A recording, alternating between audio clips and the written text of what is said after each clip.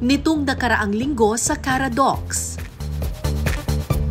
Miss Cara, ito po ay tawag sa isang pole. So this is a vertical pole. Ang ginagawa po dito, we climb the pole, and today, tuturuan ko po kayo kung paano umakyat and basic tricks po. So here, yes po, and next! Sakit sa kamay. Mga 2 seconds. Yes. Nakasawin na talaga ako eh. Yes po. Yes. Pero alam mo, pag habang tumatagal, medyo nakukuha na yung, di ba? Para Yes, ito. Dukto pala siya. Gatiris. Nababawasan yung ka ba?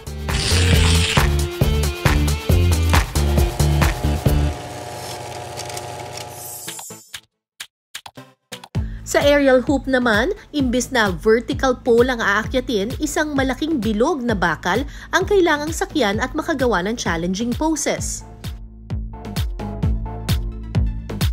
Demo din kayo aerial. Yes naman yun. Iba naman, pang beginner yun. Pang beginner din. Pero, kanina po, sabi ko, iba rin naman po yung sakit ng aerial apparatus. Ano naman dinatawa doon? Yung aerial naman po is like a clock. So, circular metal apparatus shot na nakahang sa air. Performers or students use the hoop, yung bilog po, to perform tricks, acrobatic poses, and flow po. Dapat naman po ang suot natin naka-leggings, mas balot yung balat, mas maganda. Compared dito sa pole, kailangan ko more skin the better kasi ang grip po na ginagamit natin sa pole is balat is skin. So, ito po, again, it resembles a clock. Meron po tayo 12, 3, 6, and 9. So, dito po nagpe-perform. Ito pong bilog, ang tawag po dito hoop. Ito naman pong robe is called span set. Now, punta po tayo dito sa 9 o'clock na hoop and we're gonna press it towards our chest. We're gonna hoop our right leg. Okay, tawag po dito, ang tawag namin dito sa back of your knees, then nip it, and hook. Keep your heel closer to your butt para nakalock po yung yes. Pag secure na po, you can release yung left leg and hand. So this is called the laika. So you have another variation. Pag confident na po kayo holding this position, you can bend your left leg, grab with your left hand. wow, salaw talaga, Ibis. Just Lord. Recover po, balik both hands sa hoop, step on the floor, and release your hip. Ganito. Yes. Tapos, i-book po natin. Yes ko. Ganyan? Yes po. Extend. Extend po sa baba. Nice! Ang sakit. Ang sakit sa... Yes po. Kaya mo i-release yung left hand? Hindi. Parang hindi ako lalagta ako. Ganun po talaga sa usisama. Dito. Yes, sabi ko po sa inyo, ibang-ibang klase ng fake, pero the pain is worth it, I promise. Sipo. Hindi, kanina sabi ko, tatanggalin ko yung isang kamay. Sabi ko, parang hindi ko ata kaya nga yung right at saka yung... Yung left, yung right arm lang po yung nasa hoop, tapos yung left arm, i-reach po yung same leg. So, ibig sabihin, isa kalahati lang na katawan ko nabubuhat sa yes. Malakat, ang hirap. Grabe. Tapos kapag sa, pwede sila na umupo-upo. So, yes to. Kailangan naman po natin mag-pull up. Paruhatin ko natin yung katawan natin para makaupo po tayo sa bottom ba. Grabe. Naiintindihan ko na kung bakit addict pagtawo. Kasi nagkakaroon siya ng maliliit na improvement, tapos nagagalingan ka sa sarili mo. Pare. Diba? Mga circus action, yung Cirque du Soleil. Yeah! Yes! Nice one, Miss Cara. Hindi ko kaya. Ang galing yung isang kamay. Ayon sa inilabas na Clinical Practical Guidelines for the Screening and Diagnosis of Obesity in Adults noong 2023 ng Department of Health, halos dumoble ang bilang ng overweight at obese adults noong 2019 kumpara noong 1998. Sa kasalukuyan, tinatayang 27 milyong Pilipino ang may ganitong kondisyon. Ayon sa WHO o World Health Organization, konektado sa obesity ang heart disease, diabetes, hypertension, liver disease at ilang uri ng cancer. May ilan ding bata pa lang naging obese at overweight na, tulad ni Earl. Simula nung grade 3, grade mga grade 4, ano na ako talaga, mabigat na eh. Maabot na ako ng 150 pounds. Imagine yung ganong age, napakalaki ko na. Pagkakaalala ko, magana ako kumain, pero hindi naman siya talaga totally super duper lakas. Ang naisip ko lang siguro, as time goes by, nag-accumulate na lang lahat ng kinakain ko. Mabigat man ang kanyang timbang, sinusubukan pa rin ni Earl na maging aktibo sa sports. Wala nga ako reference kung anong feeling ng isang taong payat or fit. Ang feeling ko lang noon is nahapo ka, madali kang hapuin. Although nakakapag-basketball naman ako, so times goes by dahil nga nakakapag-training ka ng basketball, meron kang exercise, humahaba yung resistensya mo, mabigat yung dala mo. Pag tumalong ka, minsan makakaramdam ka pa ng mga joint pains dahil na mabigat ka. Kaya kapag nagba-basketball, kahit na naka-rubber shoes ka na, natatapilok pa rin ako. So, may mga times na hindi ka makalaro. Halos tumigil ang kanyang mundo nang may maramdaman siyang kakaiba sa kanyang katawan. Hanggang sa nagpatingin na ako sa doktor, yun nga nalaman na may gouty arthritis nga daw ako. So, dun siya nag-start, nararamdam ko na may problema. And then, wala, tumuloy pa rin ako, nag-enjoy pa rin ako noon, mga panahon na yun. Inom lang, yosi. Kasi, kaya ko naman inom lang naman ako ng painkiller. Kahit namamagayan pa ako, nakakalakad ako eh. Then, nung nagkasugat ako sa paa, hindi siya gumagaling. Lumalaki siya every day, every 3, 4, 5. Sabi ko, gagaling pa to, lagyan ko lang ng medication. Pero hindi gumagaling, lumalaki siya eh. Hanggang sa one day, pagtanggal ko ng cover, sumama yung balat. 2022, na-diagnose si Earl na may type 2 diabetes. Ang timbang niya noon, 400 pounds. Sabi ko sa sarili ko, give up na ba? Ganito na lang, iwanan mo na lang yung daughter mo. Paano? Sino mag-aalaga dyan? Wala yung partner mo nasa abroad. So paano ka? Paano kayo? Yun ang mga tanong na umano sa isipan ko na na-realize ko dapat may gawin akong something. Dagdag pa ng mga eksperto, naging sedentary daw kasi o palaging nakaupo ang lifestyle ng karamihan sa atin. Still, the biggest factor will be the lifestyle. So, lifestyle pa rin, if we see kung ano yung mga tinagawa, especially we start with the kids, no, sa mga bata. We can simplify looking at their activities. So, dati, running sila. Okay? Naglalaro sila sa labas. But for now, most of our kids are just sitting down, doing their gadgets. A lot are sedentary. So, if we look dun sa nature of work, diba? So, ano yung biggest worker natin for young adults? Usually, nasa mga call centers sila, diba? So, nakaupo lang, okay? Office workers, nakaupo. Students, nakaupo. Even as doctors, nakaupo lang din. So, talagang physical activity or yung mga sedentary lifestyle, yun yung bigger factor.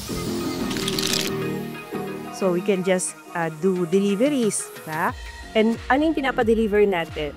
Mostly are fast food. Okay? And these are not healthy food. This is what we call a calorie-dense diet. So, wala tayong masyadong napupuhang nutrisyon, pero mataas yung calorie. And then, of course, size or the portion ng mga kinakain.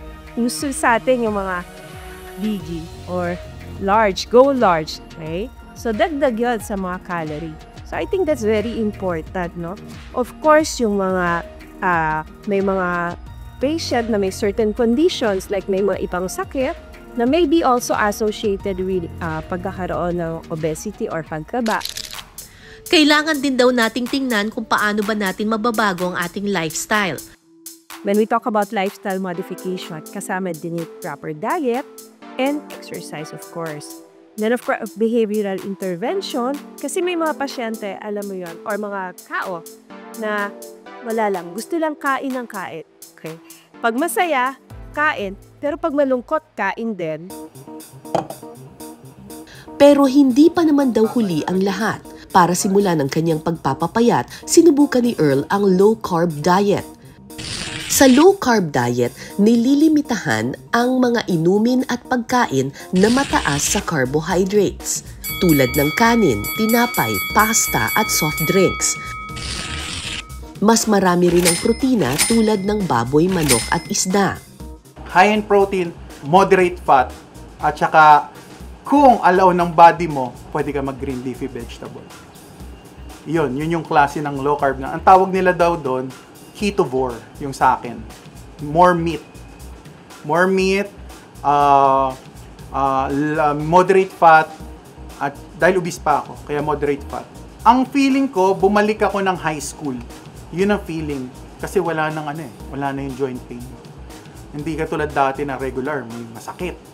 Pero nung nagpalit ako ng lifestyle, tapos dito sa Philippines, nalaman ko meron pala mga naglo-low carb.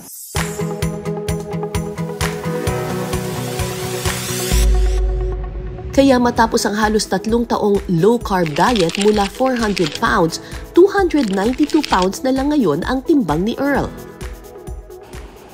Para kang malaya. Para kang nakalaya sa pagkakapiit. Matagal na panahon. Imagine mo, 38 years. Hindi ka nakatikim ng magandang pangangatawan dahil obese ka nga. 38 years kung pinagdusahan yun. Yung feeling na nakalaya ka sa bilangguan for 38 years. Pinakamainam na paraan para pumayat, mag-calorie deficit. In general, most of our nutritionist dietitian will say you cut down in the portion of oil. Kung gusto natin na medyo mas malaki yung malulus mo, you cut down rin dun sa carbs natin.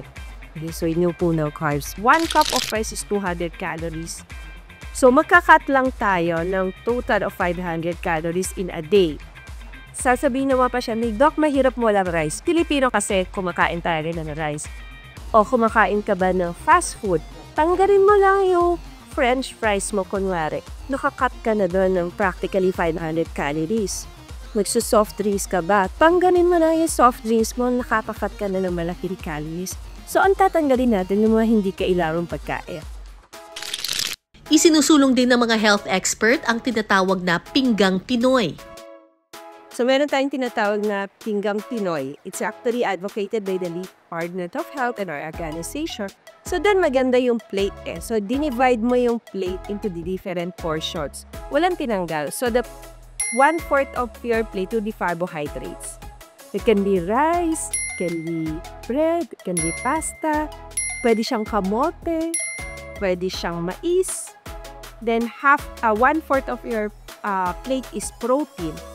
So yun yung chicken mo, yung fish, small portion of pork. Siyempre, tatanggalin natin yung taba. Pero half of the plato is gulay. So highlighting to us na gulay is importante and healthy kasi mas marami siya. So gano'n natin siya i-imagine yung food. Bukod sa pagkain ng tama, kailangan din daw ng tamang ehersisyo. Brisk walking, running, jogging, aerobic exercise. So yun yung enough para makalose ka ng weight.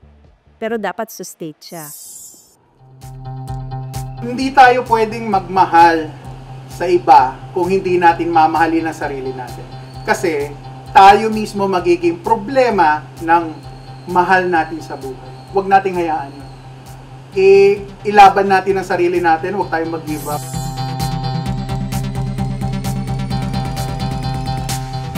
Walang shortcut. Parang something that you can live with for the rest of your life because it's a fitness, parang it's wellness that you're looking for health and wellness and yun nga, certain fitness by. If you want it to be sustainable or you want it to be forever, kailangan you have to live with it talaga. Actually, dapat nga yung mindset ay hindi pakpaya, pero maging mas healthy. Yes, exactly. To be happy, actually, that's, I think, something that I learned here, no, na para whatever my body type is, basta I feel good and I feel happy, then maybe that's my body's way of telling you that you're in the right direction. No? You're doing the right thing and you're eating the right things, and you're in the right place. Ang fitness journey ay hindi karera na kailangang magmadali papuntang finish line. Bawat workout, bawat masustansyang pagkain at bawat pagsisikap na iyong ginagawa magdadala sa iyo palapit sa iyong fitness goals. Tandaan, progress, not perfection. Ako po si Cara David, ito ang Cara Docs, ang kwento sa bawat numero.